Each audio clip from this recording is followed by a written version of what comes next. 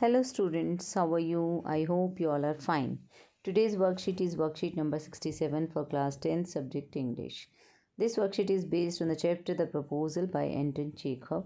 Let's start it. Read the given extract and answer the question that follow. नीचे दिए गए passage को पढ़ना है और फिर दिए गए प्रश्नों के उत्तर देने हैं. The reception starts with the toast to the couple.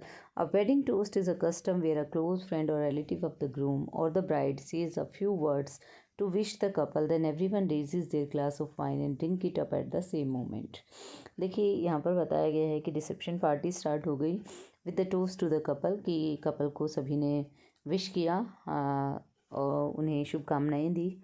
और वेडिंग टोस्ट एक तरह का रिवाज होता है जब एक कोई क्लोज़ फ्रेंड या रिलेटिव जो दूल्हे के करीबी दोस्त होते हैं या रिश्तेदार होते हैं दूल्हे और दुल्हन के, वो कुछ शब्द कहते हैं दोनों को, दूल्हा दुल्हन को पूरे उनको विश करने के लिए, कपल को विश करने के लिए कुछ शब्द कहते हैं और हर कोई जो है अपना ग्लास उठाता है वाइन का, उसे पीता है और चीयर्स करते हैं और उसी मोमेंट पर उनको विश करते हुए रेज़ करते हैं टोस्ट को, मतलब अपने ग्लास को रेज़ करते हैं, चीयर्स बोलते हैं और उनको विश करते हैं.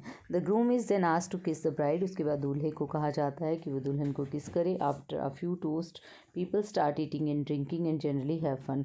और कुछ टोस्ट के बाद, मतलब कुछ वाइन लेने के बाद, वाइन पीने के बाद लोग जो है खाना पीना शुरू करते हैं और जो है फ़न करते हैं, आनंद लेते हैं पार्टी का. After some time the bride gets stolen. और कुछ समय के बाद दुल्हन को चुरा लिया जाता है. She disappears. वो गायब हो जाती है. And when the groom starts looking for her he is asked to pay a फी. और जब दूल्हा उसको ढूंढना शुरू करता है तो उसे कुछ पैसे चुकाने के लिए कहा जाता है. Usually it is his friends who steel the bride. अक्सर जो दूल्हे के दोस्त होते हैं वो ही दुल्हन को चुराते हैं.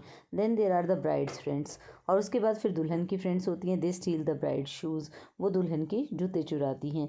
The groom must pay money for the shoe too. और जो दूल्हा होता है उसे जूतों के लिए भी पैसे देने पड़ते हैं. The guest enjoy watching this tussles and continue parting.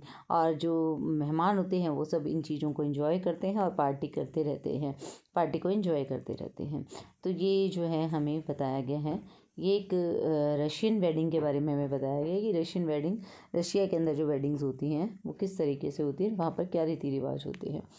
तो फर्स्ट क्वेश्चन हमसे पूछा गया what is the extract about. Extract किस बारे में है. तो एक्सट्रैक्ट जो है एक वेडिंग रिसेप्शन पार्टी के बारे में है. तो यहाँ पर आंसर आपको मिल जाएगा. The extract is about a wedding reception party. एक शादी की रिसेप्शन पार्टी के बारे में है. Who is being wish during the toast. Toast के दौरान किसको विश किया जाता है. The wedding couple is being wish during the toast. जो दूल्हा दुल्हन होते हैं, जो जोड़ा होता है शादी वाला, उसको विश किया जाता है. Who steels the bride. कौन चुराता है दुल्हन को. The grooms friend steels the bride. कि जो दूल्हे के दोस्त होते हैं वो दुल्हन को चुराते हैं. What is to be done to get the bride shoe bag.